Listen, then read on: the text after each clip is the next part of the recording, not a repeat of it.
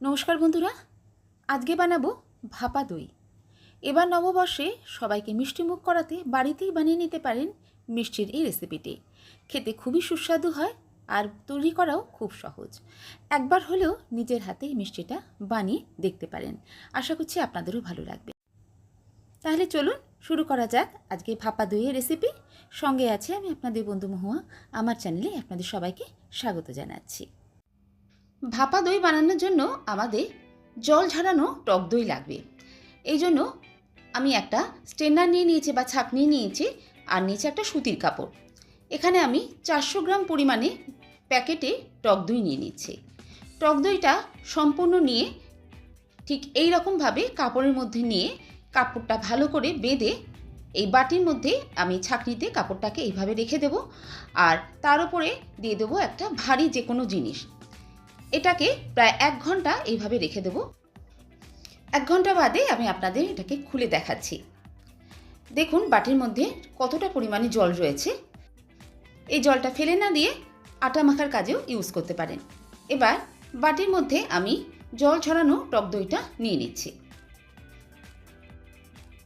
একটা চামচ দিয়ে দইটাকে একবার স্মুথ করে নিচ্ছি।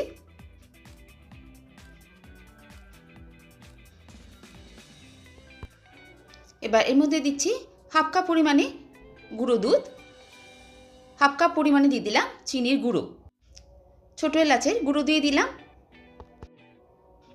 1 চিমটে কেশর আমি 2 চামচ দুধের মধ্যে ভিজিয়ে রেখেছিলাম। এবার সেই দুধটা দিয়ে দিলাম। সব কিছু এবার মেখে নেব।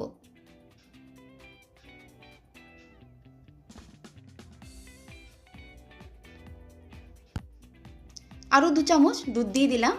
দুধটা একসঙ্গে খুব বেশি দেবেন না, এইভাবে বুঝে বুঝে দুধটা দিতে হবে।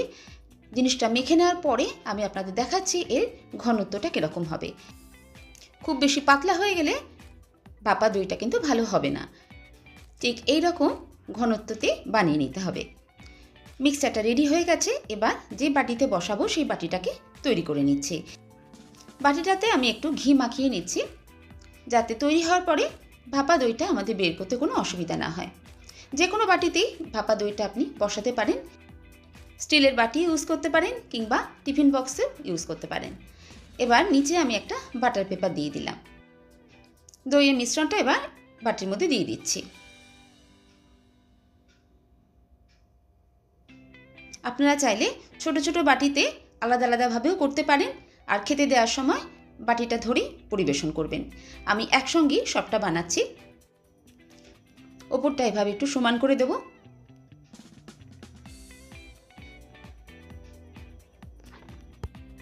ওপর থেকে কয়েকটা জাফরান বা কেশর দিয়ে দিচ্ছি।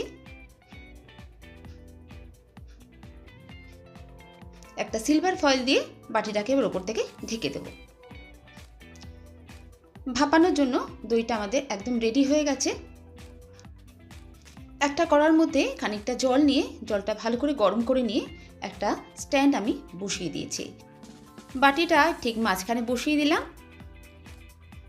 এবার ঢাকা লাগিয়ে দিয়ে ঠিক 20 মিনিট এটাকে স্টিম করে নেব বা ভাপিয়ে নেব। তার আগে এটাকে একবারও খুলে দেখার কোনো প্রয়োজন নেই। 20 মিনিট পরে আবার ফিরে আসছি।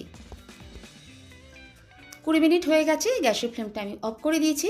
এবার চলুন খুলে দেখে নেওয়া যাক ভাপা দইটা আমাদের ঠিকমতো তৈরি হয়েছে নাকি। ভাপা দইটা কত সুন্দর দেখতে হয়েছে নিশ্চয়ই দেখতে পাচ্ছেন। একটা টুথপিক দিয়ে চেক করে নিই ভাপা দইটা আমাদের তৈরি হয়েছে নাকি। টুথপিকটা একদম পরিষ্কার বেরিয়েছে, তার মানে ভাপা দই ঠিকমতো রেডি হয়ে গেছে। এটা কিন্তু এখনই আমি সার্ভ করব না, ফ্রিজে এটাকে 3 ঘন্টা ঠান্ডা করে নেওয়ার পরে তারপর আমি এটাকে আপনাদের আবার দেখাচ্ছি। নর্মাল ফ্রিজে 3 ঘন্টা রেখেছিলাম, তারপর এবার এখন সার্ভ করব। ভাপা দই ঠান্ডা ঠান্ডা খেতেই বেশি ভালো লাগে, তবে অবশ্যই নর্মাল ফ্রিজেই রাখবেন, ডিপ ফ্রিজে রাখবেন না। এবার এটাকে আমি আপনাদের সার্ভ করে দেখাচ্ছি।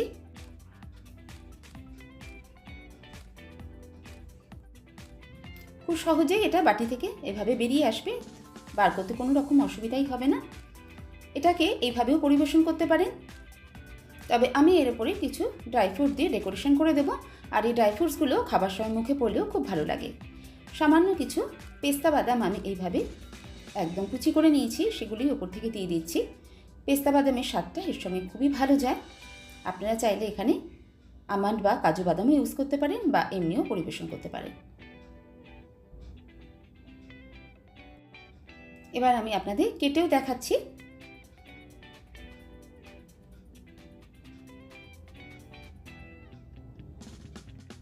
ভাপা দইয়ের রেসিপিটা খেতে সত্যি ভীষণই ভালো হয়। একবার আপনাদের কাছে অনুরোধ রইল আমার মতো করে বানিয়ে খাবার জন্য। এই গরমে এরকম ঠান্ডা ঠান্ডা ভাপা দই খেতে খুব ভালো লাগবে। একবার অবশ্যই এই নববর্ষে এভাবে বানিয়ে খেয়ে দেখতে পারেন। ভাপা দইয়ের রেসিপিটা আপনাদের কেমন লাগলো অবশ্যই জানাবেন আমাকে। ভালো লাগলে একটা লাইক দিয়ে দেখবেন। আর যদি আজকে আমার চ্যানেলের নতুন ভিউয়ার হন, চ্যানেলটা সাবস্ক্রাইব করে নেওয়ারও অনুরোধ রইল। আজ আসি বন্ধুরা, আবার কোনো নতুন রেসিপি নিয়ে আপনাদের সঙ্গে দেখা হচ্ছে। সবাই ভালো থাকবেন, সুস্থ থাকবেন। সবাইকে অসংখ্য ধন্যবাদ।